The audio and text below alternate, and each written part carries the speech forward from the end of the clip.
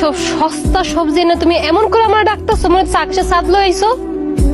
এত বড় গোটা মাছ। ওই যে আমার বউ আছে না, তার মন চাইছিল একটা মাছ খাওয়ানোর, পাঙ্গাস মাছ। এর লিগে একটা বড় মাছ পেয়েছি, দেখ মাছটা বড় হয়েছে না।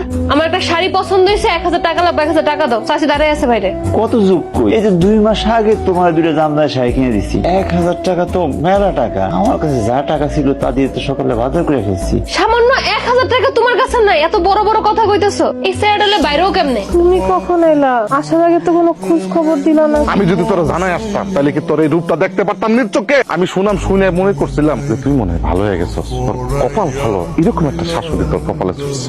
তুমি আমার শাশুড়ির সামনে আমার এমন অপমান না করলেও পারতা, আমি তোমার মেয়ে না? হ্যাঁ তুই আমার মেয়ে, কিন্তু তুই যা করছিস এতে তোর মায়া বলে পরিচয় দিতে আমার লজ্জা লাগতেছে। সারাটা দিন এই খেতে খামারের মধ্যে এত এত কাম কাজ করো, তোমার কি খিদা টিদা লাগে না?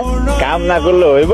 ঘরে বউ আছে, বউয়ের সকালে পূরণ করা লাগবো না? বউয়ের তো অনেক শখ, বউয়ের শখ যদি আমি না পূরণ করি তাহলে কেনা করবো ওরা। কালকে সকালে না আমার তাদের ডাকাই দিও, আমার একটা বন্ধু হইব শহর থেকে। ঢং দেখলে তো বাসি না, তোমার কোন হানকার না কোন হানকার